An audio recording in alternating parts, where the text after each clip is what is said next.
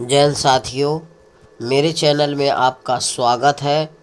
आज हम general science के अंतर्गत कुछ महत्वपूर्ण प्रश्न बताएंगे जो आगामी परीक्षाओं की दृष्टि से बहुत महत्वपूर्ण है। आप डेली सुबह मॉर्निंग में अपना टारगेट फिक्स करिए कि आज हमें इतना तैयार करना है और सारा दिन और शाम को उस पर फोकस करना है आपको। ऐसा अगर आप डेली करते हैं तो यकीन मानिए आपकी तैयारी बहुत अच्छी हो जाएगी और आप हर एग्ज़ाम फाइट करने लगेंगे। ठीक है, इसीलिए हम कहते हैं कर दिखाओ कुछ ऐसा कि सब करना चाहें आप जैसा। अब देखिएगा पहला प्रश्न, भूमिगत जल को प्रदूषित करने वाले अजैविक प्रदूषक कौन है? भूमिगत जल को दूषित करने वाले अजैविक प्रदूषक कौन है? बैक्टीरिया है, शैवाल है, आर्सेनिक है, विषाणु है। तो ध्यान रखिएगा आप हमेशा जो अजैविक प्रदूषक होता है भूमिगत जल को, तो भूमिगत जल में आर्सेनिक पाया जाता है। क्या पाया जाता है? आर्सेनिक। तो भूमिगत जल को प्रदूषित करता है कौन? आर्सेनिक। तो इसका राइट आंसर हो जाएगा आपका सी। कौन सा आंसर हो जाएगा? राइट, सी। देखिए अगला प्रश्न है, मूंगफली निम्नलिखित में से कहाँ की प्रमुख फसल है? तो मूंगफली जो है कहाँ की प्रमुख फसल है? जॉर्जिया की, गैम्बिया की, घना की, ग्वाटेमाला की। तो इन चारों में से कहाँ की है? तो ध्यान रखिएगा हमेशा मूंगफली जो है गैम्बिया की प्रमुख फसल है। इसका राइट आंसर बी विकल्प हो जाएगा। ध्यान रखना मूंगफली कहाँ की प्रमुख फसल है? तो गैम्बिया की। गैम्बिया में सबसे ज़्यादा मूंगफली का उत्पादन होता है। तो इसका राइट आंसर हो जाएगा बी। अगला क्वेश्चन है, निम्नलिखित में से कौन सी दक्षिण भारत की सबसे ऊंची चोटी है? निम्नलिखित में से कौन सी दक्षिण भारत की सबसे ऊंची चोटी है? अनाईमुड़ी, दोद्दा बेटा, महेंद्रगिरी, धूपगढ़।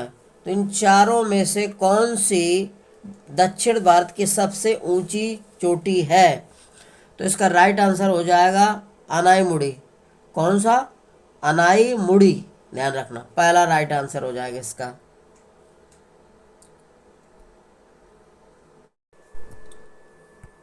अगला प्रश्न है, कह रहा ब्लैक होल संबंधी प्रथम सूचना प्रस्तुत की गई थी। ब्लैक होल की जो घटना है सबसे पहले किसने प्रस्तुत की थी? तो ये की थी एस चंद्रशेखर द्वारा। ध्यान रखना इसका राइट ऑप्शन ए हो जाएगा। इसका राइट आंसर क्या होगा? Option A. ब्लैक होल संबंधी प्रथम सूचना किसने प्रस्तुत की थी? तो एस चंद्रशेखर द्वारा प्रस्तुत की गई थी। इसका राइट आंसर ए हो जाएगा। देखिए अगला प्रश्न, निम्नलिखित संयंत्रों में से किसका उपयोग अत्यधिक उच्च ताप को मापने में किया जाता है? तो इनमें से बताइए कौन सा सही होगा? पायरोमीटर होगा, फोनोमीटर होगा, फोटोमीटर और फोनोमीटर है, और पैक्नोमीटर। इन चारों में से कौन होगा? पायरोमीटर होगा कि फोटोमीटर होगा कि फोनोमीटर होगा कि पैक्नोमीटर होगा? तो अत्यधिक उच्च ताप मापा जाता है पायरोमीटर द्वारा। अत्यधिक उच्च ताप किसके द्वारा मापा जाता है? पायरोमीटर द्वारा। अधिकतम ताप, उच्च ताप किससे मापा जाता है? पायरोमीटर द्वारा। तो इसका राइट आंसर हो जाएगा ऑप्शन ए। अगला क्वेश्चन दिया है, साइट्रॉन ऐसा संयंत्र है जिससे उत्पन्न किया जाता है।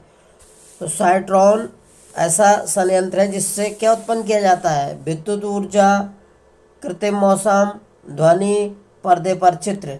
तो क्या उत्पन्न किया जाता है इसके द्वारा? ध्यान रखना क्या उत्पन्न किया जाता है? कृत्रिम मौसम।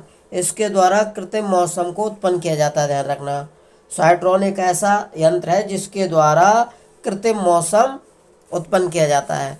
तो इसका राइट आंसर क्या हो जाएगा? Option B. अगला प्रश्न देखिए, भारत का अधिकतम गेहूं उत्पादक राज्य कौन है? भारत का अधिकतम गेहूं उत्पादक राज्य कौन है इन चारों में से? हरियाणा है, उत्तर प्रदेश है, पंजाब है, बिहार है। तो भारत का अधिकतम गेहूं उत्पादक राज्य उत्तर प्रदेश है, ध्यान रखना। भारत का अधिकतम गेहूं उत्पादक राज्य कौन है? उत्तर प्रदेश है। दूसरे स्थान पर पंजाब है, ध्यान रखना। तीसरे स्थान पर मध्य प्रदेश है।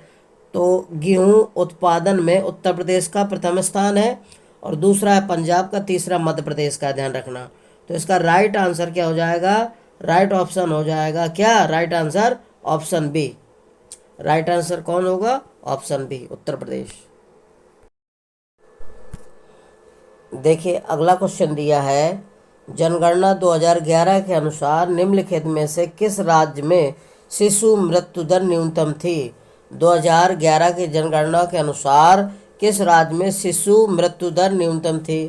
तमिलनाडु में थी, कर्नाटक में थी, केरल में कि पंजाब में? तो 2011 के अनुसार शिशु मृत्यु दर सबसे कम थी केरल में। सबसे कम कहाँ थी? केरल में। और सबसे ज़्यादा कहाँ थी? कर्नाटक में। इन 4 विकल्पों में से ध्यान रखना। कर्नाटक में 35 थी, पंजाब में 30 थी, केरल में 12 थी और तमिलनाडु में 22 थी। ये शिशु मृत्यु दर थी, ध्यान रखना। 2011 में किस राज्य में शिशु मृत्यु दर सबसे न्यूनतम थी, कम? इन चारों में से तो केरल में। तो इसका राइट आंसर हो जाएगा ऑप्शन सी। अगला क्वेश्चन देखिए, निम्नलिखित धातुओं में से कौन स्वतंत्र अवस्था में पाई जाती है? तो इन 4 धातुओं में से कौन सी धातु स्वतंत्र अवस्था में पाई जाती है, मूल अवस्था में पाई जाती है? एल्युमिनियम, सोना, क्रोमियम, जस्ता। तो इन 4 विकल्पों में से कौन सी धातु स्वतंत्र अवस्था में पाई जाती है? एल्युमिनियम पाई जाती है कि सोना पाया जाता है कि क्रोमियम की जस्ता पाया जाता है? तो ध्यान रखिएगा, सोना पाया जाता है स्वतंत्र अवस्था में। स्वतंत्र अवस्था का मतलब मुक्त अवस्था में पाया जाता है, जो केवल सिंगल पाई जाती है, यानी कि अकेले धातु पाई जाती है सोना। और अन्य धातुओं के साथ मिश्रण होता है, मिक्स पाई जाती है, तो वो स्वतंत्र अवस्था में नहीं होती है, ध्यान रखना। तो स्वतंत्र अवस्था में पाई जाती है सिर्फ सोना। 4 विकल्पों में से कौन सी पाई जाती है? स्वतंत्र अवस्था में सोना पाई जाती है, ठीक है। तो इसका राइट आंसर क्या हो जाएगा? इसका ऑप्शन बी। राइट आंसर हो जाएगा इसका ऑप्शन बी, सोना। अगला क्वेश्चन देखिए, निम्नलिखित में से कौन जीवाश्म ईंधन है? निम्नलिखित में से कौन जीवाश्म ईंधन है? अल्कोहल है, ईथर है, वाटर गैस है, प्राकृतिक गैस है। इन चारों जीवाश्म ईंधनों में से कौन सा ईंधन जीवाश्म ईंधन है? तो ये प्राकृतिक गैस जो है जीवाश्म ईंधन है, ध्यान रखना। प्राकृतिक गैस क्या है? जीवाश्म ईंधन है। इसका राइट आंसर हो जाएगा ऑप्शन डी, ध्यान रखिएगा। देखिए अगला क्वेश्चन कह रहा है, वनस्पति तेलों के हाइड्रोजनीकरण में निम्नलिखित में से किस उत्प्रेरक का उपयोग किया जाता है? वनस्पति तेलों के हाइड्रोजनीकरण में किस उत्प्रेरक का प्रयोग किया जाता है? इन 4 विकल्पों में से बताइए। जस्ता का प्रयोग किया जाता है, प्लेटिनम का प्रयोग किया जाता है, या निकेल का, या लोहा का? तो 4 में से किसका प्रयोग किया जाता है? तो ध्यान रखिएगा, निकेल का प्रयोग किया जाता है, Ni। किसका? निकेल का प्रयोग किया जाता है। वनस्पति तेलों के हाइड्रोजनीकरण में ध्यान रखना, निकेल Ni का प्रयोग किया जाता है। तो इसका राइट आंसर कौन हो जाएगा? Option C. अगला क्वेश्चन देखिए, किस प्रकार के प्रदूषण से बचाव के लिए ग्रीन मफलर का उपयोग किया जाता है? वायु के लिए, जल के लिए, मृदा के लिए, ध्वनि शोर के लिए? तो देखिए ग्रीन मफलर होता क्या है, जहाँ ज़्यादा ध्वनि प्रदूषण होता है तो ध्वनि प्रदूषण को रोकने के लिए हरे पौधे लगाए जाते हैं। तो हरे पौधे, क्योंकि हरे पौधे ध्वनि प्रदूषण को रोकने की क्षमता रखते हैं, ध्वनि प्रदूषण को रोकते हैं। तो ध्वनि प्रदूषण को रोकने वाले हरे पौधे ग्रीन मफलर कहलाते हैं। तो यह ध्वनि प्रदूषण से संबंधित, यानी कि शोर से संबंधित है। तो इसका राइट ऑप्शन हो जाएगा डी विकल्प। राइट आंसर कौन हो जाएगा? डी। अगला क्वेश्चन है, निम्नलिखित में से कौन सा एक नाइट्रोजन स्थिरीकरण करने वाले जीव नहीं हैं। निम्नलिखित में से कौन सा एक नाइट्रोजन स्थिरीकरण करने वाले जीव नहीं है? Non stock, Anabaena, Azotobacter, mycorrhiza. तो इन चार विकल्पों में से कौन सही नहीं है? तो देखिए, नॉन स्टॉक ये तो है नाइट्रोजन स्थिरीकरण वाला, एनाबिना भी है और एजोटोबैक्टर भी है, लेकिन माइकोराइजा नहीं है। ये नाइट्रोजनी का यानी कि नाइट्रोजन स्थिरीकरण नहीं करता ये। तो इसका राइट ऑप्शन क्या हो जाएगा? डी। अगला क्वेश्चन देखिए, निम्नलिखित में से कौन ग्रीन हाउस गैस नहीं है? इन चार विकल्पों में से कौन सी ग्रीन हाउस गैस नहीं है? Carbon dioxide, methane, propane, ozone. तो इनमें से कौन सी कार्बन डाइऑक्साइड गैस नहीं है, ये आपको बताना है। तो देखिए, कार्बन डाइऑक्साइड CO2 ये आपकी ग्रीन हाउस गैस है, मीथेन भी है, ओजोन भी है, प्रोपेन जो होती है प्रोपेन ये ग्रीन हाउस गैस नहीं है, ध्यान रखना। ग्रीन हाउस गैसें कौन कौन सी होती हैं? तो CO2 carbon dioxide, methane CH4, ठीक है, ओजोन O3, ठीक है, नाइट्रस ऑक्साइड N2O, और इसके बाद है आपका क्लोरोफ्लोरोकार्बन CFC, क्लोरोफ्लोरोकार्बन, ओजोन हो गया। और ये सभी, और जल वाष्प क्या है? जल वाष्प, ये सभी क्या है? ग्रीन हाउस गैसें हैं, ध्यान रखना। Carbon dioxide, methane, ozone, nitrous oxide, chlorofluorocarbon और जल वाष्प ये सभी क्या है? ग्रीन हाउस गैसें हैं। तो इसका राइट आंसर क्या हो जाएगा? ऑप्शन सी।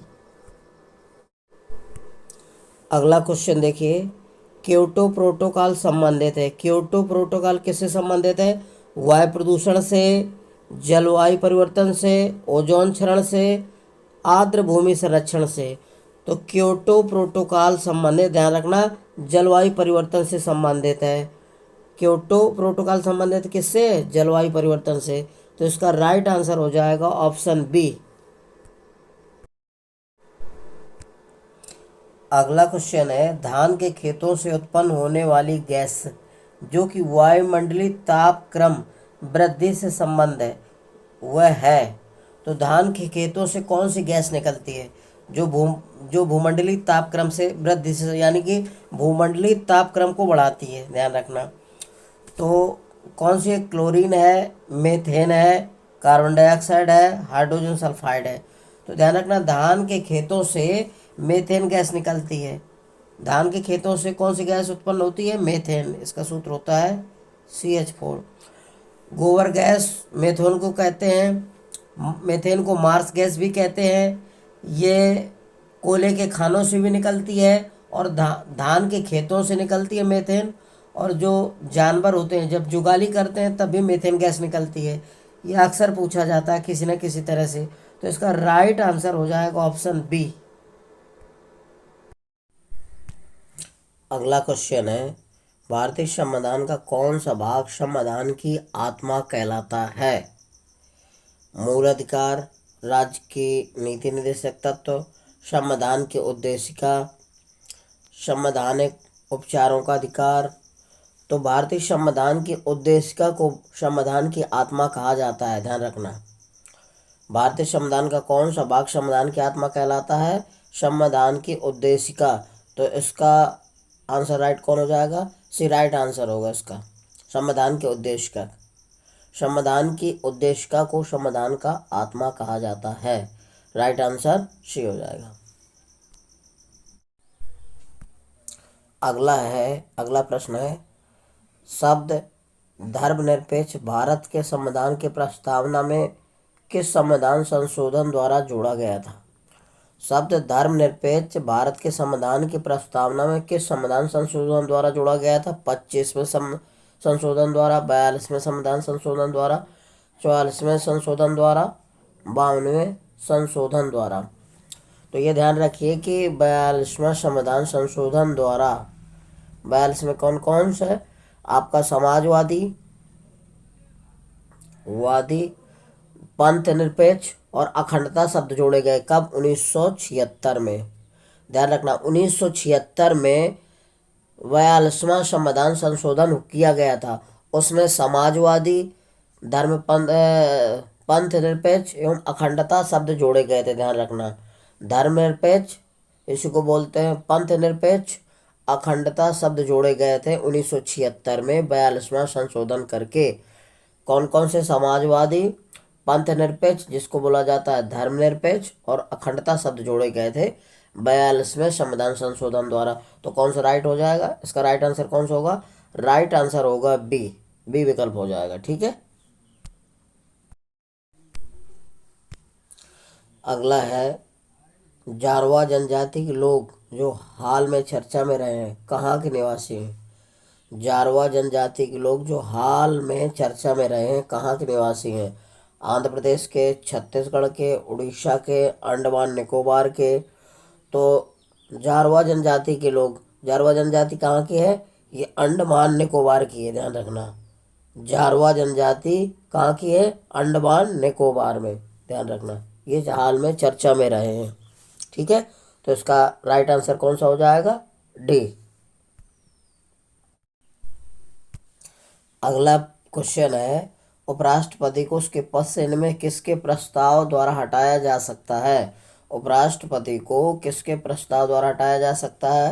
राज्य परिषद के द्वारा, लोकसभा के द्वारा, कैबिनेट के द्वारा, मंत्रिपरिषद के द्वारा। तो उपराष्ट्रपति को अनुच्छेद 67 खा के अंतर्गत प्रावधान है कि उपराष्ट्रपति को राज्य परिषद या राज्यसभा द्वारा उसके पद से हटाया जा सकता है। राज्य परिषद या राज्यसभा द्वारा यह उल्लेख है अनुच्छेद 67 में कि उसको हटाया जा सकता है। राज्य परिषद द्वारा या राज्यसभा के द्वारा हटाया जा सकता है। तो इसको याद रखिए। तो इसमें राज्यसभा तो दिया नहीं है, राज्य परिषद दिया गया है। तो इसका राइट आंसर हो जाएगा ए। इसका राइट आंसर क्या होगा? ए। अगला क्वेश्चन है कृषि वित्त एवं पुनर्वित्त में सबसे बड़ी संस्था कौन सी है? कृषि वित्त एवं पुनर्वित्त में सबसे बड़ी संस्था कौन सी है? क्षेत्रीय ग्रामीण बैंक, नाबार्ड, केंद्रीय सहकारी बैंक, भूमि विकास बैंक। तो ध्यान रखना कृषि वित्त एवं पुनर्वित्त में सबसे बड़ी संस्था है नाबार्ड। इसका राइट आंसर हो जाएगा बी। ध्यान रखिएगा 6वीं पंचवर्षीय योजना के अंतर्गत 1980 से 1985 के दौरान 1982 में नाबार्ड की स्थापना की गई थी। 6वीं पंचवर्षीय योजना 1980-1985 के दौरान 1982 में नाबार्ड की स्थापना की गई थी। इसका मुख्यालय कहाँ है? मुंबई में। ध्यान रखना इसका मुख्यालय कहाँ है? मुंबई में। कहाँ है? मुंबई में। तो इसका राइट आंसर क्या हो जाएगा? बी। अगला क्वेश्चन है भारत में बेरोजगारी के आंकड़े एकत्रित एवं प्रकाशित कौन करता है? भारत में बेरोजगारी के आंकड़े एकत्रित एवं प्रकाशित कौन करता है? योजना आयोग करता है, वित्त आयोग करता है, NSSO या UNO। चारों में से कौन सा सही है? कौन करता है वित्त आंकड़ा? यानी कि भारत में आंकड़े एकत्रित और प्रकाशित कौन करता है बेरोजगारी के? तो ये करता है NSSO। NSSO। ठीक है, ध्यान रखना कौन करता है? NSSO। तो इसका आंसर राइट आंसर क्या होगा? सी राइट आंसर हो जाएगा इसका। अगला है दीर्घकालीन कृषि ऋण प्रदान किया जाता है किसके द्वारा? प्राथमिक सहकारी सोसाइटी द्वारा, जिला सहकारी बैंक द्वारा, भूमि विकास बैंक द्वारा, राज्य सहकारी बैंक द्वारा। इन चारों में से कौन सा सही बताइए? तो इसका सी राइट आंसर हो जाएगा। भूमि विकास द्वारा दीर्घकालीन कृषि ऋण प्रदान किया जाता है। ध्यान रखना भूमि विकास बैंक द्वारा दीर्घकालीन कृषि ऋण प्रदान किया जाता है। सी राइट आंसर हो